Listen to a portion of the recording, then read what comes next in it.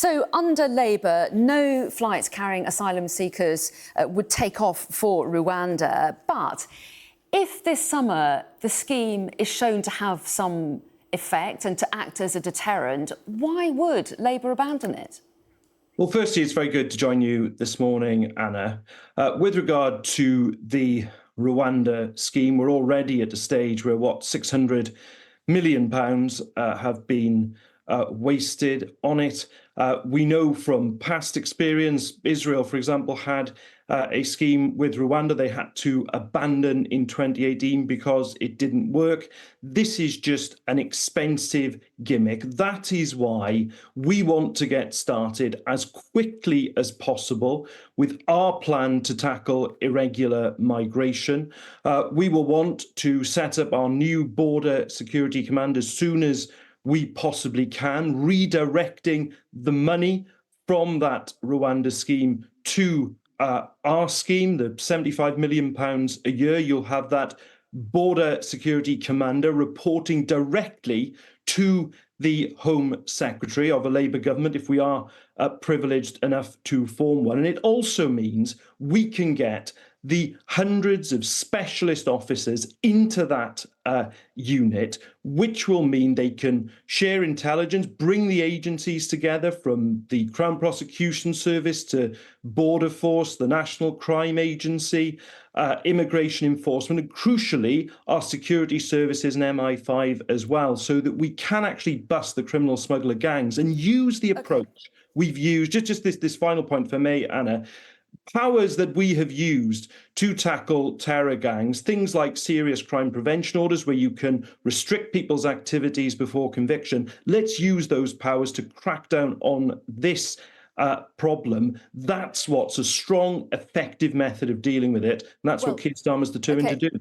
Well, you say that, and yet Rishi Sunak would say we're already doing that. We've been doing that for some time. We've got the small boats operational command. We've got extra officers that are trying to police the seas, as you're suggesting doing. They're also tackling the backlog, they say. They say there's nothing new in your plans.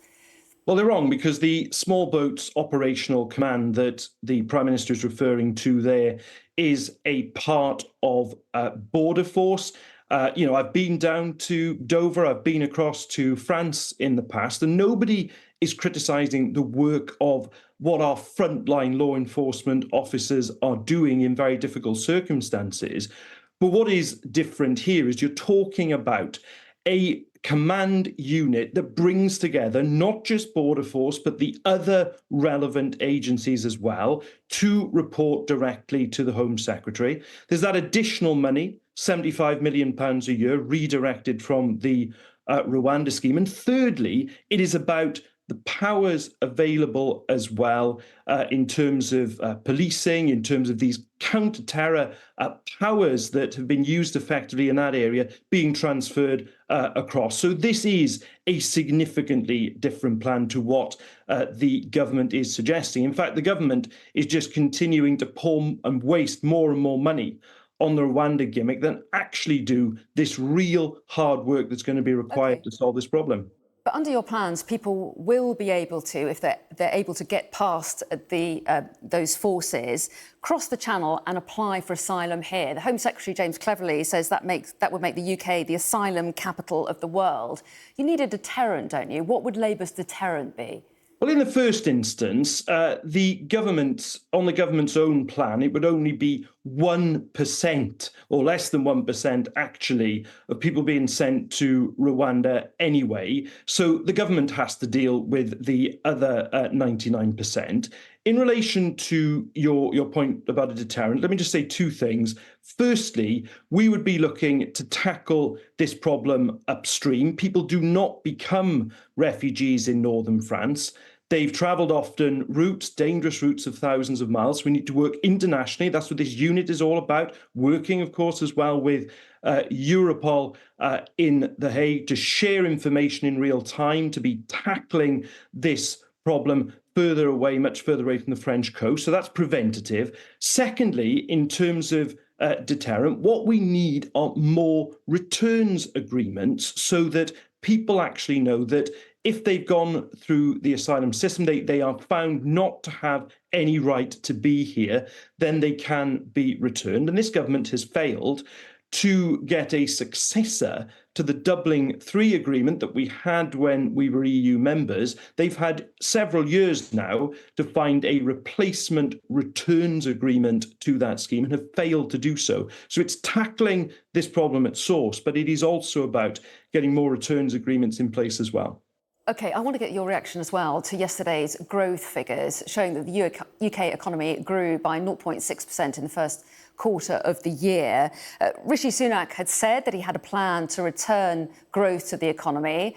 He also had a plan, he said, to bring inflation down. Both of those things have been achieved, haven't they? Time to give him a bit of credit?